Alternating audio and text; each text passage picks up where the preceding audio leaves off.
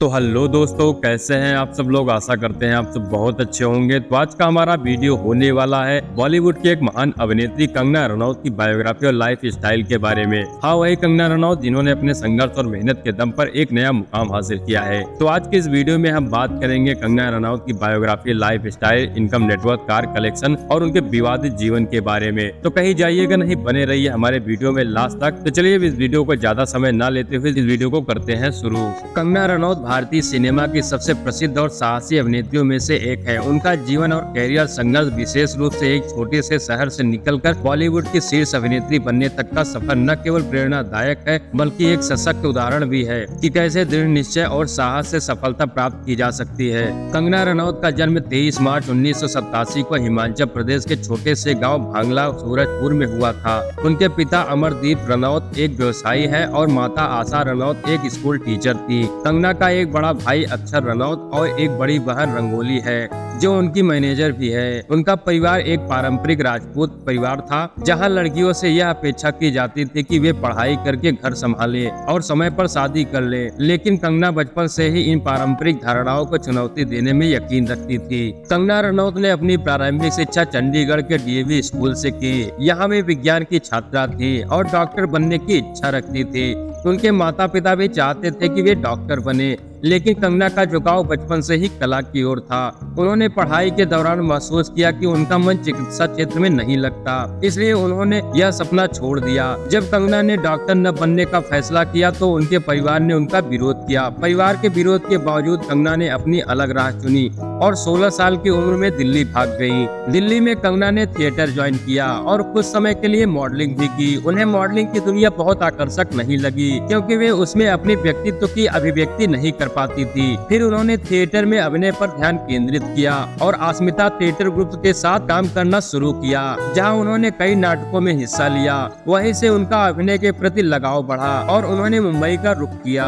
मुंबई आने के बाद कंगना के संघर्ष की असली शुरुआत हुई। एक नए शहर में बिना किसी गॉडफादर या सपोर्ट के उन्होंने कई कठिनाइयों का सामना किया। कंगना के पास शुरू में रहने के लिए जगह नहीं थी और पैसे की तंगी भी थी। इसके बावजूद उन्होंने हार नहीं मानी और ऑडिशन देना जारी रखा। शुरुआती दिनों में उन्होंने टीवी विज्ञापनों और छोटे रोल्स के लिए ऑडिशन दिए, लेकिन कोई बड़ी सफलता नहीं मिली। उनका संघर्ष उस समय और बढ़ गया जब बॉलीवुड में नए कलाकारों को अक्सर अस्वीकार कर दिया जाता था, खासकर बिना किसी फैमिली बैकग्राउंड के। कई बार कंगना को उनकी हिमाचली बोली और हिंदी उच्चारण के कारण भी रिजेक्ट किया जाता था, लेकिन कंगना ने इन सभी असफलताओं से सीखते हुए खुद को सुधारने का फैसला किया। कंगना के संघर्ष का अंत तब हुआ जब फिल्म निर्माता अनुराग बसु ने उन्हें अपनी फिल्म गैंगस्टर 2006 में कास्ट किया। यह फिल्म कंगना के कैरियर का टर्निंग पॉइंट साबित हुआ। फिल्म में कंगना के अभिनय की खूब सराहना हुई और उन्हें सर्वश्रेष्ठ नवोदित अभिनेत्री के लिए फिल्म फेयर अवार्ड से सम्मानित किया गया। इसके बाद कंगना ने वे लम्हे 2006 और लाइफ इन ए मेट्रो 2007 जैसी फिल्मों में अपने अभिनय से लोगों का ध्यान खींचा।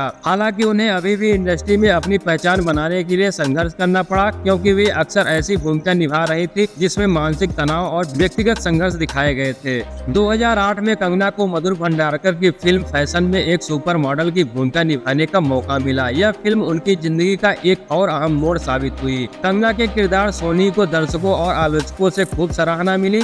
इस फिल्म के लिए कंगना को बेस्ट सपोर्टिंग एक्ट्रेस और राष्ट्रीय फिल्म पुरस्कार मिला, जो उनके लिए एक बड़ी उपलब्धि थी। कंगना रनौत ने हमेशा अपनी स्वतंत्र सोच और बेबाकी से बॉलीवुड की परंपराओं को चुनौती दी है। जब कंगना को इंडस्ट्री में नेपोटिज्म, भाई भतीजावाद का सामना करना पड़ा, तब उन्होंने बिना किसी डर के इसके खिलाफ आवाज उठाई। उन्होंने कहा कि बॉलीवुड में बाहरी लोगों के लिए जगह बनाना मुश्किल होता है, खासकर जब इंडस्ट्री में पहले से स्थापित स्टार्स का दबदबा हो। कंगना ने करण जौहर के शो काकी विद करण में खुलेआम नेपोटिज्म का मुद्दा उठाया।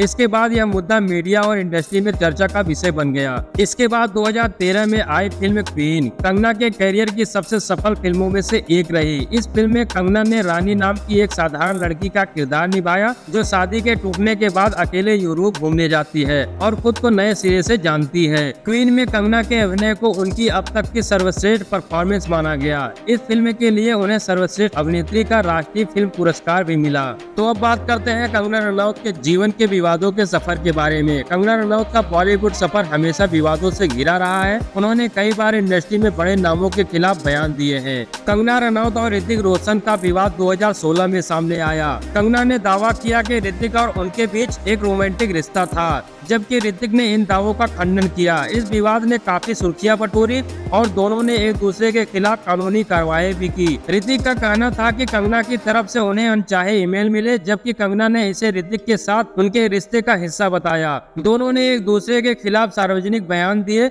जिससे यह मामला मीडिया में लंबे समय तक चलता रहा। हालांकि समय के साथ मामला ठंडा पड़ गया, लेकिन यह विवाद दोनों के करियर और व्यक्तिगत छवि पर गहरा प्रभाव डालने वाला साबित हुआ। इसके अलावा कंगना की फिल्म मणिकर्णिका के दौरान फिल्म के निर्देशक के साथ विवाद हुआ, जिसके बाद कंगना ने खुद ही फिल्म का निर्देशन किया। कंगना ने अपने करियर में अब तक 4 राष्ट्रीय पुरस्कार जीते हैं, जो उन्हें एक अद्वितीय अभिनेत्री बनाता है। उन्होंने फैशन क्वीन, तनु वेड्स मनु रिटर्न और मणिकर्णिका जैसी फिल्मों में बेहतरीन अभिनय किया है, जो उनकी अभिनय क्षमता को दर्शाता है। कंगना की फिल्में अक्सर महिला सशक्तिकरण और स्वतंत्रता को दिखाती है। वे न केवल एक अभिनेत्री हैं, बल्कि एक निर्माता और निर्देशक भी हैं, जिन्होंने इंडस्ट्री में अपनी अलग पहचान बनाई है। कंगना ने अपने बेबाक और साहसी स्वभाव से यह साबित किया है कि वे बॉलीवुड की सबसे प्रभावशाली और शक्तिशाली महिलाओं में से एक हैं। कंगना रनौत एक सफल और विवादित बॉलीवुड अभिनेत्री हैं, जिन्होंने अपने दम पर इंडस्ट्री में अपनी जगह बनाई है। उनकी कमाई, नेटवर्क, कार कलेक्शन और प्रेम कहानी के बारे में हम विस्तार से जानेंगे। कंगना रनौत बॉलीवुड की सबसे अधिक कमाई करने वाली अभिनेत्रियों में से एक है। उनकी आय का प्रमुख स्रोत फिल्मों, ब्रांड एंडोर्समेंट और व्यक्तिगत परियोजनाओं से आता है। कंगना अपनी एक फिल्म के लिए लगभग 15 से 25 करोड़ रुपए चार्ज करती है। उनकी फिल्मों के सफल होने के बाद उनकी फीस में लगातार इजाफा हुआ है। कंगना कई बड़े ब्रांड्स का चेहरा रही हैं। वह हर ब्रांड एंडोर्समेंट के लिए 3 से 4 करोड़ रुपए चार्ज करती है। कंगना की मुंबई और मनाली में काफी संपत्ति है, जो उनकी कमाई का हिस्सा है। उन्होंने मनाली में एक शानदार बंगला भी खरीदा है, जिसकी कीमत लगभग 30 करोड़ बताई जाती है। कंगना रनौत की कुल संपत्ति नेटवर्थ का अनुमान लगभग 110 से 120 करोड़ है। उनकी संपत्ति फिल्मों, ब्रांड एंडोर्समेंट और विभिन्न निवेशों से आता है। कंगना ने अपने करियर की शुरुआत छोटे बजट की फिल्मों से की थी, लेकिन अपनी अभिनय क्षमता और मेहनत से उन्होंने न केवल खुद को स्थापित किया है, बल्कि बड़े पैमाने पर भी संपत्ति अर्जित की है। तो अब बात कर लेते हैं कंगना रनौत के कार कलेक्शन के बारे में। कंगना रनौत के पास कई महंगे और शानदार कारें हैं। उनके कार कलेक्शन की बात करें तो पहले नंबर की बात करें मर्सिडीज बेंज GLE 350D, दूसरे नंबर की बात करूँ तो BMW 7 सीरीज, तीसरे नंबर की बात करूँ तो मर्सिडीज बेंज S क्लास, चौथे नंबर की बात करूँ तो Audi Q3। तो अब बात करते हैं कंगना रनौत की प्रेम कहानी और उनके रिलेशनशिप के बारे में। कंगना रनौत की प्रेम कहानियों और रिश्तों ने अक्सर सुर्खियां बटोरी है। उन्होंने अपने जीवन में कई बार विवादों का सामना किया है, खासकर उनके रिलेशनशिप को लेकर। उनके कुछ प्रमुख रिश्ते और प्रेम कहानियों के बारे में हम बात करेंगे। कंगना का पहला high profile relationship Aditya Pancholi के साथ रहा। दोनों के बीच उम्र का काफी फासला था और यह रिलेशनशिप काफी विवादास्पद रहा।